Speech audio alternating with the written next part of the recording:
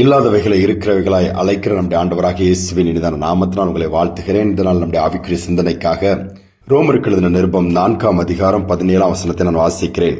அநேக ஜாதிகளுக்கு உன்னை தகப்பனாக ஏற்படுத்தினேன் என்று எழுதியிருக்கிறபடி ஆபிரகாம் தான் விசுவாசித்தவருமாய் மரித்தோரை உயிர்ப்பித்து இல்லாதவைகளை இருக்கிறவையில் போல் அழைக்கிறவருமாய் இருக்கிற தேவனுக்கு முன்பாக நம் எல்லோருக்கும் தகப்பனானான். பாருங்கள், ஆபிரகாமுடைய வாழ்க்கையிலே தேவன் 75வது வயதில வாக்கு கொடுக்கிறார், பெரிய ஜாதியாக்குவேன் சொல்லி. ஆனால் வருடங்கள் கடந்து போனாலும் ஒரு குழந்தை பாக்கியத்திற்கு வழி இல்லாமல் தான் இருக்கிறார். 100 வயது ஆகிறது, சாராளுக்கு 90 வயது ஆகிறது. இந்த வசனங்களை தொடர்ந்து ரோமருக்கு எழுதின நிருபம் 4ஆம் அதிகாரம் 18 வாசித்து பார்ப்பீர்கள் என்று சொன்னால், ஆபிரகாம் வயது முதிர்ந்தவனானான் வேதம் சொல்லுகிறது. அடுத்தவனுடைய மனைவியாக சாராளை பார்க்கும் பொழுது கற்பம் செத்து போய்விட்டது. குழந்தை பெற்றெடுக்கக்கூடிய பாக்கியம் இல்லை. ஆனால் ஆண்டவர் குழந்தையை பாக்கியத்தை கொடுப்பேன் சொல்லுகிறார். யோசித்து பாருங்கள். ஆனால் ஆபிரகாம் சாராளை விசுவாசிக்கிறார்கள். ஏன்? என் ஆண்டவர் இல்லாததே இருக்கிறவளாய் மாற்றுகிற தேவன், அழைக்கிறவர். இல்லை, அவர்களிட்ட அந்த ஆசீர்வாதம் இல்லை, ஆனால் இருக்கிறதாக பார்க்கிறார்கள். இன்றைக்கு அநேகருக்கு இருக்கிற ஆசீர்வாதங்களே கண்களுக்கு தெரிவதில்லை. அப்போ எப்படி விசுவாசம் வளரும்? விசுவாசத்தில் வளர வேண்டும் என்று சொன்னால் இல்லாதவைகளை கூட என் தேவன் எனக்கு இருக்கிறவைகளாய் மாற்றி கொடுத்திருக்கிறான்னு சொல்லி நம்முடைய விசுவாச கண்களை பார்க்க கற்றுக்கொள்ள வேண்டும். ஆனால் இதில் நடக்காத பிரச்சனைகளாம் நடந்து விடுமோ என்று நாம் பார்க்கிறோம், பயப்படுகிறோம். ஆனால் நல்ல காரியங்களை நாம் பார்ப்பதற்கு யோசிக்கிறோம்.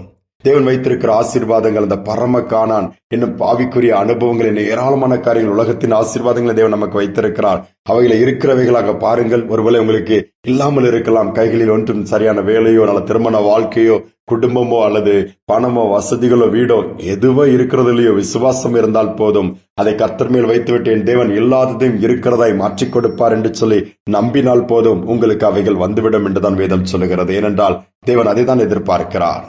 ஒரு சிறு பையன் வியாதிப்பட்டு படுக்கையில் கிடக்கிறார். எல்லாரும் வந்து ஜெபிக்கிறார்கள். அவன் பிழைக்க மாட்டான் என்று மருத்துவரும் சொல்லிவிட்டார்கள். ஆனால் அந்த சிறு பையனுக்குள் ஒரு அசைக்க முடியாத ஒரு விசுவாசம். அவன் முன்பாக மரணம் இருக்கிறது, அவன் அதை பார்க்கவில்லை. அவனுக்கு முன்பாக வியாதி இருக்கிறது, அதை அவன் பார்க்கவில்லை. சரீரம் செத்துக் கொண்டிருக்கிறது, அதையும் அவன் பெரிதுபடுத்தவில்லை. மாறாக அவனுடைய இல்லாதது என்ன தெரியுமா? அடுத்த எதிர்காலம். நம்பிக்கை கிடையாது. எதிர்காலம் இருக்குதா? இனி மற்றவர் எல்லாம் சொல்லிவிட்டார்கள், எனக்கு எதிர்காலம் என்ன, வாழ்க்கையே இல்லை, இனி ஜீவனே இல்லை, போக போகிறது. ஆனால் அவன் ஜீவனோடு இருந்து எதிர்காலத்தில் நான் பெரிய பிரசங்கியார் ஆவேன், பெரிய ஒரு நிலவுக்கு நான் உயர்வேன், அநேக ஆயிரங்களை சந்திப்பேன், ஆண்டுடைய வார்த்தை கொண்டு ஒரு வல்லமையான காரியங்கள் நடக்கும், அற்புதங்களை செய்வேன், பலத்த காரியங்களை என் மூலமாய் கர்த்தர் செய்வான், பல காரியங்களை அறிக்கை பண்ணுகிறான். நான் கண்களில் பார்க்கிறேன் என்று விசுவாசத்திலே சொல்லிக் கொண்டே இருக்கிறான். மற்றவர்களுக்கு அது பைத்தியமாகத்தான் தெரிந்தது. ஆனால் நடந்தது என்ன தெரியுமா? தேவன் அந்த சிறு பையனுடைய விசுவாசத்தை அந்த அறிக்கையும் பார்த்தார். அவனை முழுவதுமாய் சுகமாக்கினார். படுக்கை விட்டு எழுந்தான், மீண்டுமாய் நடந்தான், வளர்ந்தான். அவன் சொன்ன வண்ணமாகவே தேவன் வல்லமையா எடுத்து பயன்படுத்தினார். அவன்தான் வல்லமையா பயன்படுத்தப்பட்ட ஊழியர், ஹென்னத் ஹேயின் என்கிற ஊழியர். யோசித்து பாருங்கள். இல்லாதவைகளை இருக்கிறவைகளாய் அழைக்கிற தேவன் இருக்கிறார். நாம் அதை நம்புவதற்கு ஆயத்தமா இருக்கிறோமா? நான் ஒன்றுமில்லாமல் தான் போய் பாட சொல்ல, எல்லாமே உனக்கு நான் ஏற்படுத்தி வைத்திருக்கிறேன். குறித்த காலம் வரும்பொழுது நிச்சயமாக அது கிடைக்கும். ஆண்டவர் செய்வார் என்று சொல்லி பாருங்கள். ஜெபிப்போம். அன்பின் தகப்பனே, இந்த நாளில் நம்முடைய சமூகத்தில் தாழ்த்தி வந்து நிற்கிறோம். இல்லாதவர்களை இருக்கிறதாய் அழைக்கிற தேவன்.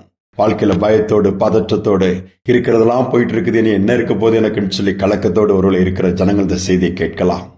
என் ஆண்டவர் மனம் இறங்கி அவனுடைய அவிசுவாசங்களை எடுத்து போடுங்க, பதற்றத்தை எடுத்து போடுங்க, பயத்தை எடுத்து போடுங்க. கண்முன்னால் இருக்கிற எல்லா இருண்ட நிலைமைகள் மாறட்டும் அப்பா. எவைகள் இருக்கிறதோ இல்லையோ, இயேசு இருக்கிறார். இல்லாதவைகளும் இருக்கிறதா எனக்கு மாற்றி கொடுப்பார். சுகம் இல்லையா, சுகம் உள்ளவர்களாய் மாறுகிறத பாருங்கள். பலன் இல்லையா, பலம் உள்ளவர்களாய் மாறுகிறதை பார்க்கத்தக்க ஒரு பலன் இறங்கட்டும் அப்பா. வலதுகை பிடித்து நடத்துவீராக.